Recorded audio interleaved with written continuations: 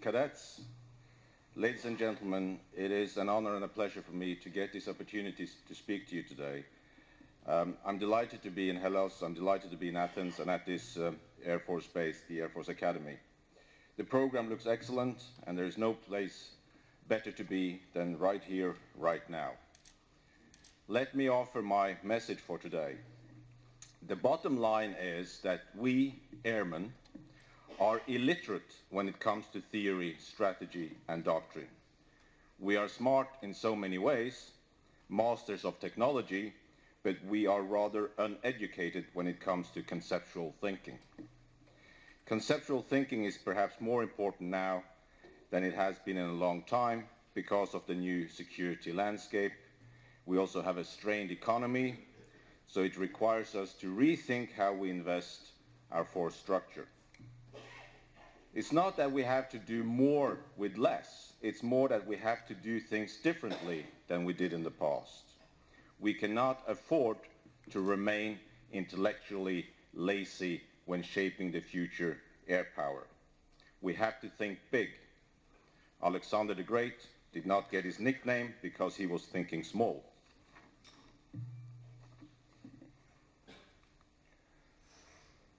Part of the problem is that we have a flawed military doctrine and a military mindset that is anti-air power in design. We invest in fifth-generation aircraft, but we are stuck in first-generation Napoleonic Clausewitzian thinking. I refer to this as the BCD complex. We are obsessed with the battle, with combat, and with destruction. We are battlefield-oriented and ground-centric rather than air-minded. We focus on war fighting rather than the real purpose of war, which is war ending and peace building. We are fixated on destroying tanks and artillery and the tactical level rather than think in terms of strategic effects. We prefer invasion and occupation to governance and control from the air. Why would you engage the enemy on the ground in a tactical red zone if you can strike from a distance? There is no honor in giving the enemy a fair chance to kill you. We need a new strategic model for our military interventions. Air, not land, must be at its center. We must begin by strengthening the relationship between policy and military operations. We must connect air power to statecraft. Let us begin with this three-ring model. The outer ring refers to national strategy. It's about shaping your environment through daily activities to training and exercises. If that doesn't work, you might have to deter someone from doing something. You might have to threaten him, warn him, you might have to forward deploy, you might have to conduct no-fly zones. And worst case, if deterrence fails, we have to respond with using military force. The middle ring is the four main roles of air power. Those are constant. It's been the case since the First World War. This is how we use air power to operationalize national strategy. And I'm sure you're familiar with these four elements. We need control of the air. Let us not forget the importance of air superiority and air supremacy. We need intelligence, surveillance, and reconnaissance, ISR. You need situational awareness. You need eyes in the sky. Maneuver and mobility. We need to get men, women, machines to and from the theater. And strike, which can take many forms: strategic attack, interdiction, close air support, missions against ships and submarines. And this inner ring is professional competency. We need to foster professional mastery of air power. We have the technical skills, but we need to emphasize the core of our business, the core of our profession, which is to plan, lead, and execute air campaigns. And these campaigns take place in a political context. Let us take a quick look at history. What does the latest military engagements have in common? If we look at Operation Deliberate Force in 1995, what are we doing in Bosnia and Herzegovina today? Look at Operation Allied Force. What are we doing in Kosovo today? Look at Iraq and Afghanistan. What are we doing there today? and look at Operation Unified Protector, what are we doing in Libya today? And the simple answer is that we are conducting post-war reforms. One way or another, we are trying to establish functioning, legitimate regimes in countries that we have intervened. We're trying to develop good governance. We're trying to conduct security sector reform. So if that is where we end up, why don't we think in those terms before we go to war? After all, every war must end. I define security sector reform in its broadest sense, which means that we seek some sort of stability, security, and prosperity in accordance with our NATO basic values of democracy, individual liberty, the rule of law, and human rights. We do this through integrity building, anti-corruption measures, and we try to establish decision-making procedures in these countries based on transparency and accountability. I'm not saying it's perfect objectives, but I'm saying it is a better state of peace, to quote Basil Littlehart. Now, when you have defined the end game, the next question deals with strategy.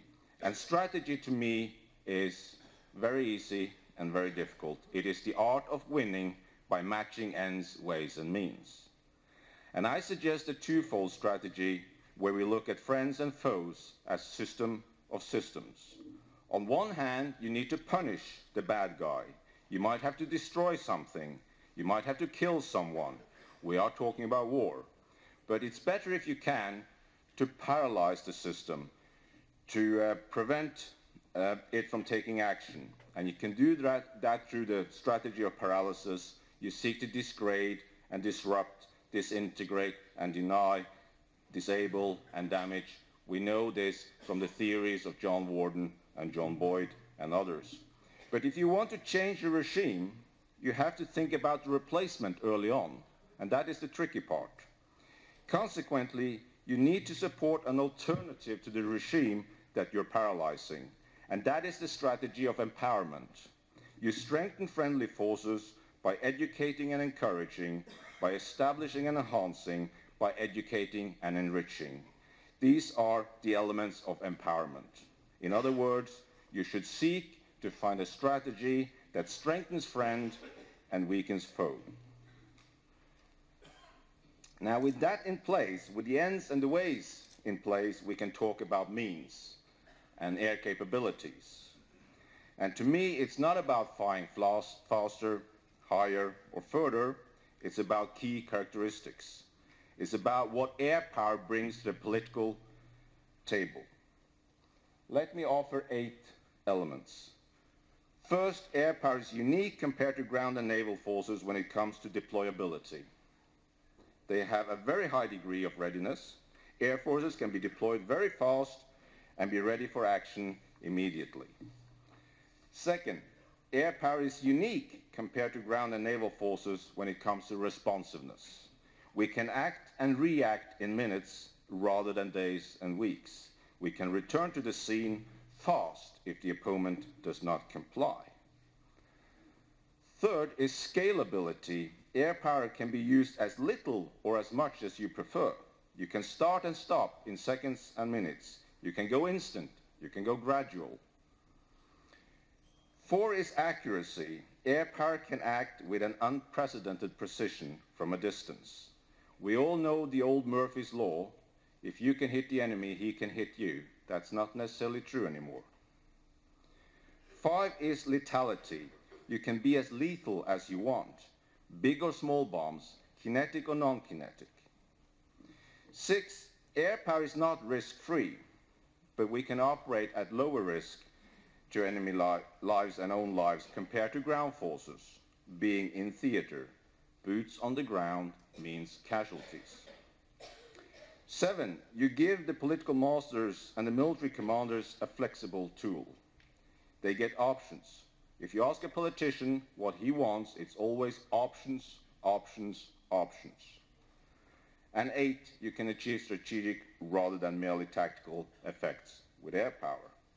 And I suggest this is a good starting point for a new air power strategy and a doctrine that is air-minded rather than ground-centric.